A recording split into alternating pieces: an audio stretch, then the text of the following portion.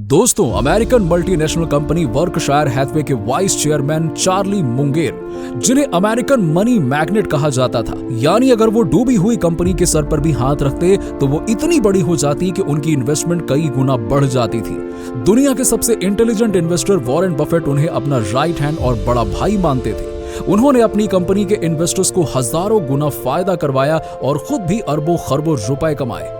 लेकिन क्या आप जानते हैं कि चार्ली के शुरुआती जीवन में ऐसी मुश्किलें आई जो किसी भी आम इंसान की कमर तोड़ कर रख दे, उसे जमीन पर लाकर पटक दे, और ऐसे हालातों में 90% लोग खड़े होने की हिम्मत भी ना कर पाए। 7 साल की उम्र में चार्ली पढ़ाई के साथ साथ ग्रोसरी स्टोर में 10-10 घंटे की नौकरी किया करते थे। $2 से $5 में अपने दोस्तों का असाइनमेंट कर देते थे। 10 साल की उम्र में वो $2 में अपने दोस्तों को लव लेटर, कविताएं और लीव एप्लीकेशन भी लिखकर देते थे। उन्हें पढ़ने का इतना शौक था कि वो रोजाना एक किताब पढ़ लेते थे। चार्ली वकील बनना चाहते थे, इसीलिए उन्होंने हार्वर्ड लॉ स्कूल ज्वाइन किया और छोटी सी उम्र में ही उनकी शादी हो गई। मगर शादी में इतने झगड़े बढ़ गए कि कम उम्र में ही उनका डिवोर्स हो गया, जिससे वो काफी ज्यादा डिप्रेशन में चले गए। लेकिन ये तो बस परेशानियों की शुरुआत थी, क्योंकि डिवोर्स एलिमनी में उन्हें अपनी बीवी को मकान देना पड़ा, पूरी जमा पूंजी देनी पड़ी और वो अपने बेटे के सिंगल फादर भी बन गए। इन सभी समस्याओं के बावजूद सोसाइटी लूजर कहकर उनकी टांग खींचती थी। जैसे तैसे करके चार्ली इस सदमे से बाहर निकले, मगर एक दिन उनके 8 साल के बेटे टेडी की हालत काफी ज्यादा खराब हो गई और जब चार्ली उसे हॉस्पिटल लेकर गए तो डॉक्टरों ने कहा कि इसे एडवांस स्टेज का ब्लड कैंसर है। अब इलाज के पैसे तो थे नहीं, इसीलिए उन्होंने काफी ज्यादा ब्याज पर कर्ज लेना शुरू कर दिया। अगले 1.5 सालों में चार्ली कर्ज के बोझ के तले पूरी तरह से दब गए थे और उनकी हर रात हॉस्पिटल की वेटिंग एरिया में ही गुजरती थी। मगर इतना सब कुछ करने के बावजूद भी वो अपने बेटे की जान नहीं बचा पाए। कैंसर ने आखिरकार उसकी जान ले ही ली, जो देखकर चार्ली एक बार फिर से डिप्रेशन में आ गए। उन्हें अपनी जान लेने तक के ख्याल आने लगे, यानी कि सुसाइड करने के।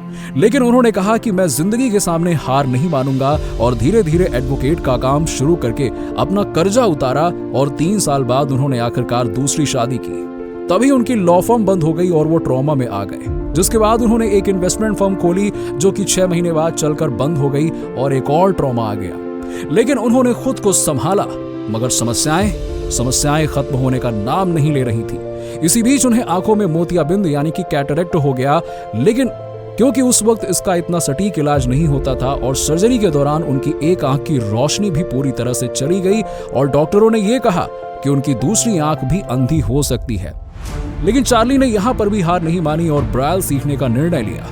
अब ब्राइल क्या होता है? देखिए, जो लोग ब्लाइंड होते हैं, जो किताब देख नहीं सकते हैं, इसीलिए खास पंचिंग वाली किताब पर हाथ फेर कर पढ़ाई करते हैं, इसे ही ब्राइल लैंग्वेज कहते हैं।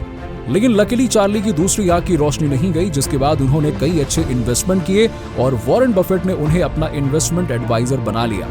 इन दोनों ने मिलकर वर्कशायर हैथवे कंपनी शुरू की और फिर चार्ली ने कभी पीछे मुड़कर नहीं देखा, बल्कि 99 सालों का लंबा खुशहाल जीवन जिया और अपने 100वें जन्मदिन से 2 दिन पहले नवंबर 2023 में उन्होंने इस दुनिया को अलविदा कह दिया। अब जिस आदमी ने इतनी मुश्किलों का सामना करके कभी हार नहीं मानी और अरबों डॉलर का एम्पायर बनाया, उनसे लाइफ एडवाइस मिलना कितनी बड़ी बात है, आप भी समझ सकते हैं। इसलिए अगले कुछ मिनट चार्ली मुंगेर की स्पीच हम आपको हिंदी में सुनाएंगे, जो आपका जीवन बदलने की ताकत रखती है। तो अंत तक बने रहिएगा, ये बहुत ही इंपॉर्टेंट स्पीच है। अगर आप इन्वेस्टमेंट से अमीर बनना चाहते हैं तो पहले $1 लाख की सेविंग के पड़ाव तक पहुंचना काफी ज्यादा जरूरी है। $1 लाख यानी कि करीबन 85 लाख रुपए। मुझे परवाह नहीं है कि आपको इसके लिए कितनी मुश्किलें सहनी होंगी। अगर इसका मतलब है कि गाड़ी की जगह पैदल या बस में सफर करना पड़े, सिर्फ वही खाना चुनना पड़े जो कूपन से मिल जाता है, या फिर अपनी चाहतों को कोने में रखकर पूरे कपड़े पहनने पड़े, पुराने कपड़े पहनने पड़े, पुराना मोबाइल चलाना पड़े और पुरानी गाड़ी में घूमना पड़े, आपको हर तरफ से बचत करना सीखना होगा। बचत के साथ अपनी कमाई भी बढ़ाइए ताकि आप पहले $1 लाख के लक्ष्य तक पहुंच पाए। उसके बाद आप अपनी इन्वेस्टमेंट को थोड़ा स्लो कर सकते हैं, क्योंकि पहला पड़ाव पार करने से मंजिल तक पहुंचने में आसानी होगी और वो मंजिल है फाइनेंशियल फ्रीडम हासिल करना। जब मैं लॉयर था और मैंने अपनी थोड़ी बहुत सेविंग्स इन्वेस्ट करना शुरू किया था, उस वक्त मैं ये फिगर आउट करने की कोशिश करता था कि मुझे अपने इन्वेस्टमेंट पोर्टफोलियो में कितनी डाइवर्सिफिकेशन करनी चाहिए ताकि मैं हर साल 10% रिटर्न कमा पाऊं। मेरे पास उस वक्त कोई फॉर्मूला नहीं था, बल्कि मैंने अपने हाई स्कूल अलजेब्रा की मदद से ही ये समझ लिया था कि अगर मैं 30 से 40 सालों तक अपने पोर्टफोलियो में बना रहूंगा तो इस बात के 99% चांस है कि मेरा पोर्टफोलियो प्रॉफिट में ही रहेगा। बस मुझे 3 से 4 स्टॉक्स में इन्वेस्ट नहीं करना चाहिए और हर 3 से 4 साल में अपनी होल्डिंग्स को बदलते रहना था। आप अपनी इन्वेस्टमेंट को जितना सिंपल रखोगे उतना ज्यादा रिसर्च कर पाओगे। वॉरेन बुफे तो ये कहते हैं कि डाइवर्सिफिकेशन का कॉन्सेप्ट सिर्फ नोन नथिंग इन्वेस्टर्स के लिए है, यानी कि वो लोग जो इन्वेस्टमेंट को लेकर कुछ नहीं जानते। अगर आप एक ऐसी इन्वेस्टमेंट खोजने के कैपेबल हैं जो आपके लिए अच्छा काम करेगी, यानी कि वो 3 स्टॉक जो आपके हिसाब से अच्छा परफॉर्म करेंगे, तो फिर 50 स्टॉक्स के बारे में जानने की कोशिश करके आप खुद को हर्ट कर रहे हो। आपको ये जो इन्वेस्टमेंट गुरु सिखाते हैं कि डाइवर्सिफाई करो, उससे उनकी कमाई हो रही है। बाकी सही इन्वेस्टर्स के लिए तो ये सब सिर्फ बकवास है। बल्कि अमीर बनना असल में काफी आसान है, बस जरूरत है तो सही राह पर चलने की। इसीलिए खुद सीखते हुए अपने लिए कुछ मिनिमम ऐसे स्टॉक चुनिए जो आपके हिसाब से वर्क कर सकते हैं। अब मैं आपको एक ऐसी लाइफ एडवाइस देना चाहूंगा जो आपकी जिंदगी बदलने की ताकत रखती है। तो इस बात को गहराई से समझ लीजिए कि अगर आपके पास सही जजमेंट होगी तो आपका जीवन गलत जजमेंट से काफी बेहतर होगा, और आपकी जजमेंट सही तब होगी जब आप जीवन में बुरी जजमेंट यानी कि गलत फैसले लेकर उससे सीख लेंगे।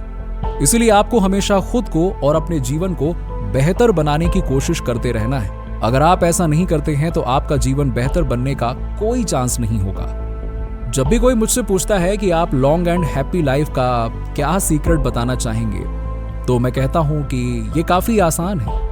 अगर आप में ज्यादा ईर्ष्या नहीं है, ज्यादा क्रोध नहीं है, आप अपनी कमाई से ज्यादा खर्च नहीं करते हैं, आप हर मुश्किल में चीयरफुल रहते हैं, आप भरोसेमंद लोगों के साथ काम करते हैं, तो ये सभी सिंपल रूल्स आपके जीवन को बेहतर बनाने में काफी मददगार साबित होंगे। भले ही ये सभी घिसी पिटी बातें हैं, लेकिन ये वाकई में काम करती हैं। मेरा मानना है कि किसी के लिए भी अपने जीवन को आसान बनाने का एक सिंपल तरीका है, और वो ये है कि अगर कोई इंडस्ट्री काफी अच्छा काम कर रही है, कोई फील्ड काफी ग्रो कर रही है, तो आपको सिर्फ उसमें कदम रखना है और वो आपको बिना ज्यादा टैलेंट या काम के अपने साथ ऊपर ले जाएगी। और अगर आपको अपने जीवन में सुकून चाहिए तो अपनी एक्सपेक्टेशंस कम करनी होंगी और लाइफ को ज्यादा ऑप्टिमिस्टिक यानी कि आशावादी बनाना होगा। मैं अपनी मौत के इतना करीब होते हुए भी ऑप्टिमिस्टिक रह सकता हूं, तो आप अपने अंदर थोड़ी बहुत तो उम्मीद और भरोसा तो जगा ही सकते हैं, और थोड़ी बहुत महंगाई का सामना कर ही सकते हैं। मैं रीडिंग को हमेशा गॉड्स गिफ्ट यानी कि ईश्वर का तोहफा मानता हूं। जब कोई आपसे बात करता है तो कई बार वो कुछ ऐसा बोलते हैं जो आपको पहले से पता है या आप उस बारे में जानना ही नहीं चाहते, या फिर वो काफी तेज या काफी धीमा बोल सकते हैं जिससे हम परेशान होते हैं। लेकिन जब आप बुक रीडिंग करते हो तो कमान आपके हाथ में होती है। आप जब चाहे तब पढ़ सकते हो, जो चाहे वो सीख सकते हो, और आज मैं जहां हूं वहां पहुंचने में रीडिंग ने मेरी काफी मदद की है। खैर, आज तो मुझे लोग कई किताब गिफ्ट देते हैं और मेरे पास काफी बड़ी लाइब्रेरी है, लेकिन जवानी के दिनों में मुझे न्यूयॉर्क टाइम्स के रिव्यू कॉलम से बॉक्स को चुनकर ऑर्डर करना पड़ता था, मगर वो समय भी कमाल का था। मैंने रीडिंग से काफी कुछ सीखा और वो मेरे लिए परफेक्ट था। तो दोस्तों, आपको चार्ली मुंगेर की ये पावरफुल स्टोरी और स्पीच कैसी लगी, और अगले वीडियो में आप कौन से महान व्यक्ति की स्पीच सुनना चाहते हैं, कमेंट में बताइए। और अगर ये वीडियो अच्छा लगा हो तो लाइक और शेयर करके 1100 लाइक्स के लक्ष्य को हासिल करने में हमारी मदद कीजिए, और लाइव मोटिवेट टीवी को सब्सक्राइब करके पास वाली घंटी बजाना मत भूलिएगा। धन्यवाद। जय हिंद।